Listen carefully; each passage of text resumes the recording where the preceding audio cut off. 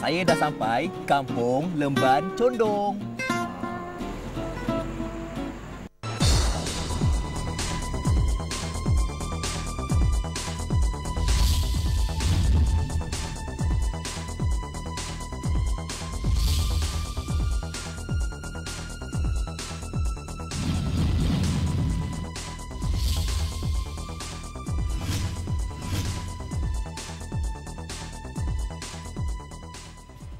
Menarik minggu ini, jeti Kampung Sungai Puteri, kawasan tumpuan pemancing dari dalam dan luar negara.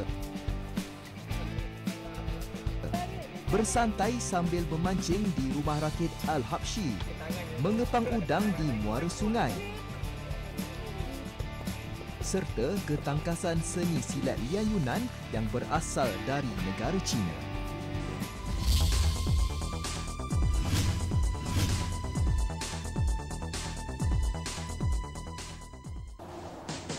Assalamualaikum dan juga salam satu Malaysia. Bertemu kita sekali lagi dalam rancangan Anjong Bistari. Dan untuk minggu ini, komuniti Satu Malaysia Mukim Rompin Pahang menjadi pilihan Anjong Bistari. Okey, seperti mana yang anda dapat lihat di belakang saya sekarang ini, ada udang galah, iaitu Kuala Rompin ini memang terkenal lah dengan udang galah. Kalau anda ingin merasai pengalaman untuk memakan udang galah dan juga ingin merasai pengalaman memancing udang galah, datanglah ke sini. Sekarang ini saya ingin jalan-jalan di sekitar Kuala Rompin. Yahoo!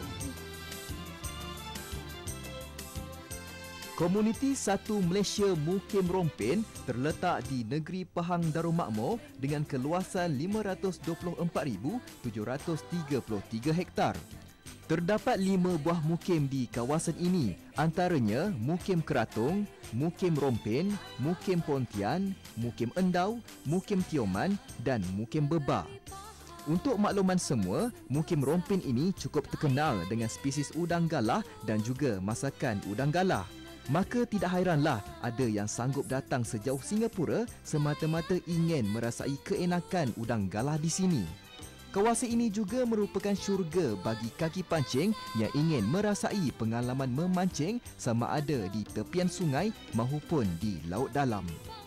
Tanpa melengahkan masa, destinasi pertama saya adalah ke Dewan Mesyuarat Kampung Lemban Condong untuk bertemu dengan anak tempatan yang bakal menemani saya melawat sekitar Mukim Rompin ini.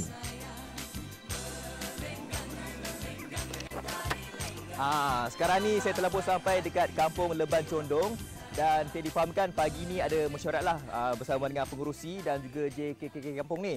Biasanya kalau setiap episod kan saya ditemani oleh salah seorang penduduk kampung.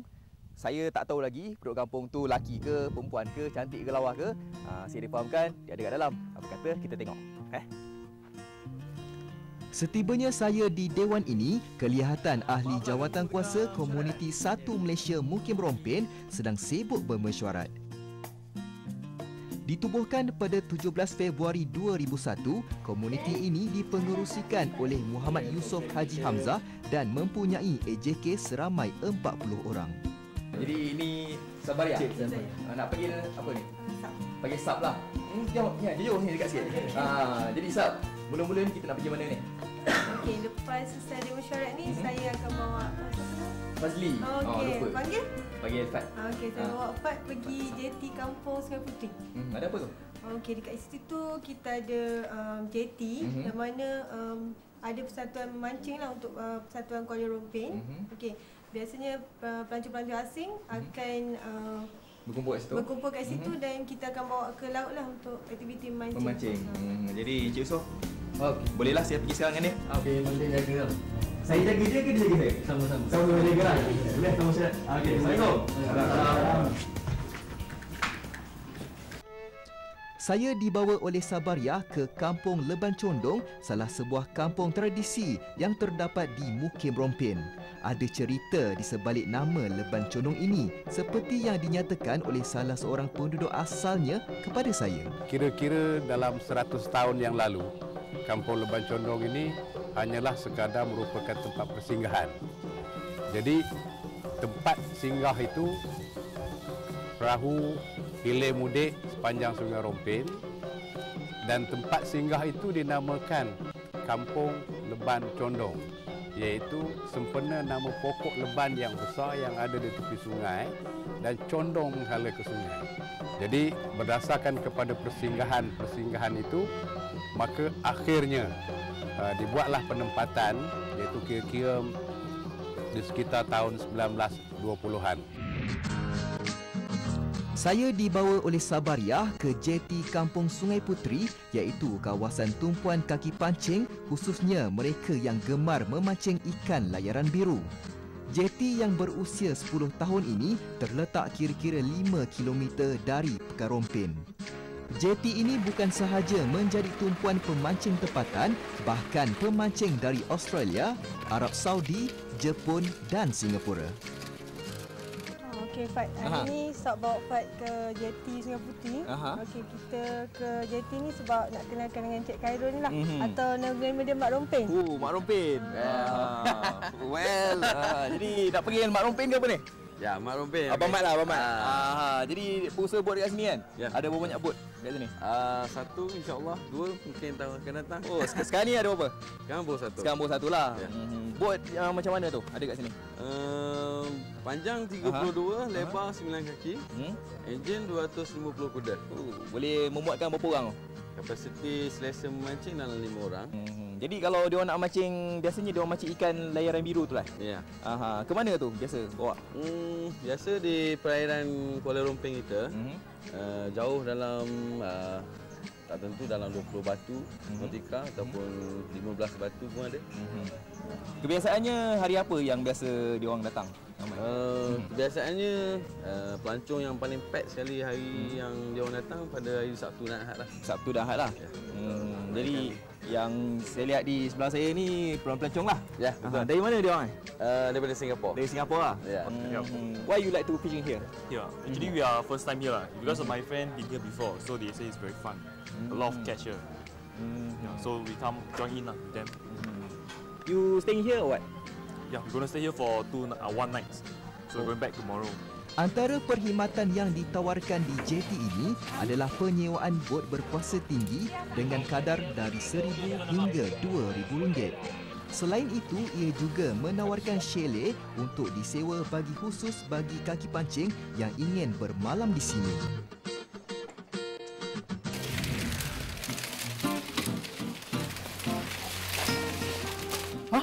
Ni je? Alamak, sebenarnya tangan tadi tu, tangan dia. Saya buat ni dah 2 jam dah tak habis-habis. Kalau anda nak tahu mengenai baku buluh, paparannya selepas ini. Bang, tolong ajar saya bang. Ajar dia bang, saya bertari awak ni bang.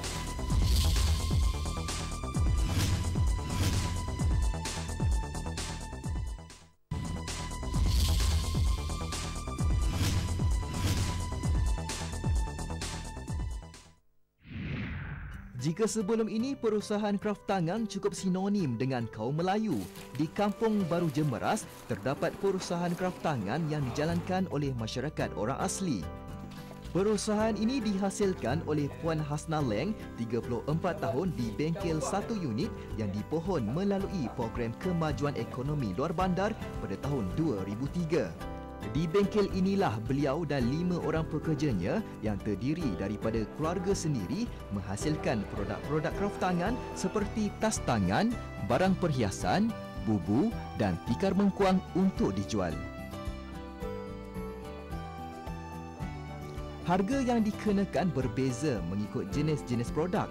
Dalam sebulan, perniagaan Puan Hasna boleh mencecah keuntungan RM500. Jika anda berminat dengan produk kraft tangan ini, bolehlah berhubung terus di talian 013 910 1472.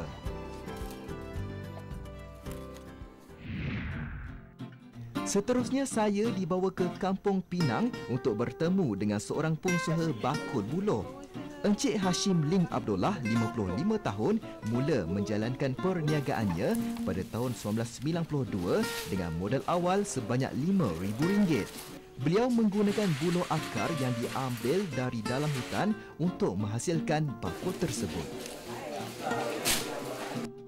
dalam masa satu hari, bakul buluh ni berapa banyak boleh dihasilkan? Jadi macam ni, kita nak target sepenuh tak dapat. Pasal apa kita tengok pada pekerja. So kalau pekerja kita ada dalam 6 orang, so kita boleh dapat satu orang boleh dapat 100 biji. Satu hari kita dapat 600 biji. Kira seorang boleh buat 100 biji? Saya pekerja mahal. Dalam masa untuk satu bakul, berapa minit masa dihasilkan? Satu bakul biasanya kita buat dalam 3 minit. 3 minit? 3 minit saja. Oh, itu yang dah expert lah. Dah expert. Kalau macam saya ni, entah berapa hari tak siap. Dapat. Dapat? Setengah jam. Jadi jomlah kita pergi tengok macam mana cara dia orang buat bakul. Okey, baik. Perniagaan bakul buluh Encik Hashim mendapat permintaan yang menggalakkan. Buktinya beliau menerima tempahan sebanyak 15,000 bakul dalam masa sebulan. Namun ini tidak menjadi masalah kerana beliau mampu menyiapkan 450 ke 500 bakul dalam masa satu hari. Encik Hashim menjalankan operasinya di dalam sebuah bangunan yang turut menempatkan 6 buah set mesin yang berfungsi untuk memotong dan meraut buluh. Harga yang dikenakan bagi sebuah bakul ialah RM2. Kebiasaannya pelanggan beliau merupakan pemborong sayur-sayuran dan buah-buahan di sekitar Muar dan juga di Thailand. Kedudukan Mukim Rompin yang berhampiran dengan pesisir pantai menjadikan perusahaan chalet sebagai perusahaan yang menguntungkan. Di Kampung Rantau Panjang terdapat sebuah chalet di bawah kendalian JKK Rantau Panjang sejak dari tahun 2005 iaitu chalet di Rantau. Pentadbiran JKK tersebut diketuai oleh Encik Muhammad Yazid Yahya. Encik Yazid, Ketua Kampung Rantau Panjang. Ketua Kampung Rantau Panjang. Saya. Jadi Cik Yazid, Sab cakap kampung ni memang terkenal dengan chalet. Ya, saya. Boleh terangkan sikit tak? Kampung ni memang kita memfokuskan kepada pembangunan chalet untuk aktiviti ekonomi yang bermaksud aktiviti pelancongan di kampung kami, dan kita sememangnya mengharapkan potensi pelancongan yang akan berkembang maju di kampung kami lah. Sebab ini salah satu daripada sumber utama pendapatan penduduk di Kampung Rantau Panjang ni. Jadi ada berapa banyak chalet ada di sini? Kalau nak kira chalet JKK sendiri, kita baru ada 6 biji dan kita mengharapkan inisiatif daripada kerajaan negeri dan kerajaan pusat untuk menambahkan lagi chalet-chalet yang ada di perkampungan kami, memandangkan potensi pelancongan yang sangat baik. Dan kalau dicampurkan dengan yang persendirian punya, saya kira di sini melebihi daripada 100 bilik. Kebanyakan pengunjung yang menyewa chalet ini merupakan yang sudah berkeluarga. Kadar sewanya juga amat berpatutan iaitu RM60 semalam. Di samping bermalam di chalet, pelbagai aktiviti boleh dilakukan oleh pengunjung di sini seperti bermain bola tampar pantai, memancing serta bersantai di tepi laut. Jika anda singgah di Kampung Leban Condong, masalah penginapan tidak menjadi satu masalah. Ini kerana terdapat begitu banyak inak desa atau homestay di kawasan ini. Saya singgah di salah sebuah homestay di sini dan secara kebetulan pula terdapat sebuah upacara majlis akikah serta cukur jambul. Ia dikendalikan oleh kumpulan Marhaban Nur Hasanah. Ditubuhkan pada tahun 2004, kesemua 20 orang ahlinya merupakan suri rumah sepenuh masa. Diketuai oleh Haja Saadiah Saleh, 62 tahun, kumpulan ini pernah bertanding marhaban di peringkat daerah Rompin pada tahun 2006. Selain dari majlis cukur jambul, mereka juga mengadakan persembahan di majlis perkahwinan dan majlis-majlis rasmi.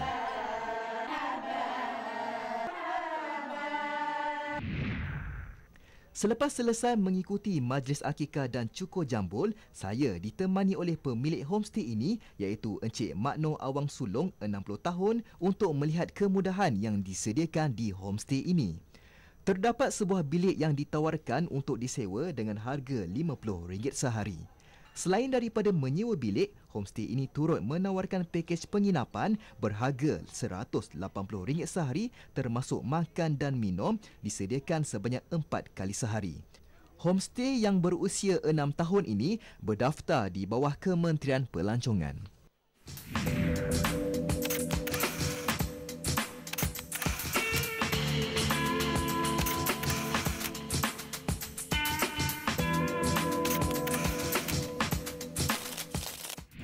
Untuk buktikan bahawa udang ini sungguh istimewa, lebih istimewa dari mana-mana yang terdapat. Ya, kita akan masak udang ini sebentar lagi dan kita akan sama-sama rasa dan menikmati udang galah leban condong.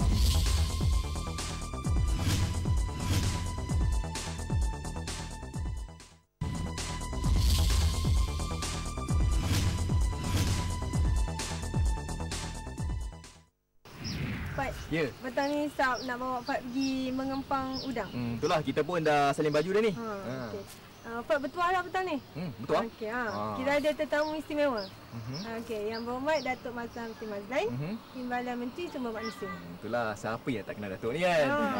Jadi apa khabar Datuk, sihat? Terima kasih. Saya adun kawasan ni, kawasan Muazzam Shah dan Kampung Leban Condong ni terletak dalam adun saya. Adun Muazzam Shah lah. Ya, dan ini kita dah sampai ke peringkat akhir Sungai Rompin yang sudah hampir dengan muaranya dan sungai ni memang terkenal dengan udang galah. Itulah. Ramai cakap udang galah Rompin ni memang sedap. Memang istimewa. Apa yang istimewanya udang Rompin ni? Istimewa kerana rasanya, kemudian teksturnya. Kalau kita makan tu rasa lembut je. Halus saja dagingnya ya. Dan di sini kita ada lebih kurang 70 nelayan sungai yang menangkap udang dan daripada 70 ni 25 orang yang memang sepenuh masa yang udang. Ya, dan salah satu cara dia ialah mengempang udang yang kita akan lihat sebentar tadi dan selain pada itu mereka juga memancing udang ya. Kat sini ya. Udang besarnya. Sewaktu berkunjung di Mukim Rompin ini, saya berpeluang mengikuti rombongan lawatan yang berhormat Datuk Mazna Mazlan yang merupakan adun kawasan Muazzam Shah. Datuk Mazna dan saya serta penduduk kampung turut turun ke muara sungai untuk merasai sendiri pengalaman mengepang udang. Bagi mereka yang tidak tahu, mengepang merupakan aktiviti menangkap udang di tepian sungai yang telah terwujud di negeri Pahang sejak dari tahun 70-an. Teknik bagi mengepang udang adalah dengan memasang pukat sewaktu air sungai surut pada siang hari dan mengangkat pukat selepas air pasang pada malam hari untuk mendapatkan hasil tangkapan. Kebiasaannya dalam bulan Disember hingga Mac, hasil tangkapan meningkat daripada biasa kerana tempoh tersebut merupakan musim puncak. Jumlah tangkapan udang pula mencecah sebanyak 10 hingga 15 kilogram. Hasil tangkapan udang ini kemudiannya akan dibawa ke pusat pengumpulan dan penjualan udang galah Leban Condong. Ditubuhkan pada tahun 2009, pengurusan pusat ini dikendalikan oleh Kumpulan Pengurusan Sumber Perikanan KPSP Leban Condong. Penubuhan pusat ini bertujuan bagi mengawal harga udang daripada dimanipulasi oleh orang tengah, seterusnya memberikan keuntungan maksimum kepada penangkap-penangkap udang.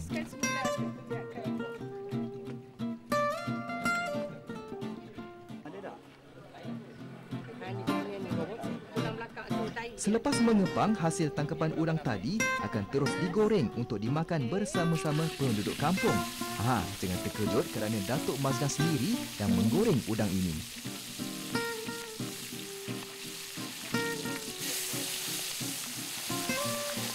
Bertuahnya saya dan penduduk kampung kerana dapat merasai air tangan Datuk Mazna sendiri. Bernalah seperti kata orang, keenakan udang di kampung Leban Condong begitu menyelerakan dan berbeza dengan udang di tempat lain. Pengalaman mengepang dan memakan udang galah bersama-sama Datuk Mazna dan penduduk kampung tidak akan dilupakan sampai bila-bila.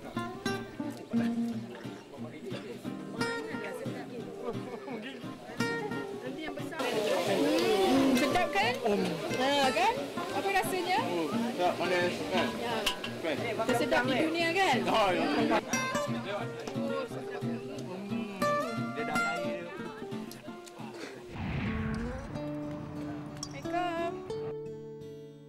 Selepas menikmati juadah udang galah, saya dijemput mengikuti rombongan yang berhormat Datuk Mazna melawat rumah penduduk kampung yang daif. Ini merupakan lawatan rutin sebagai memenuhi tanggungjawab beliau selaku adun kawasan ini. Sifat prihatin Datuk Mazna diterjemahkan melalui bentuk sumbangan ikhlas kepada golongan yang memerlukan.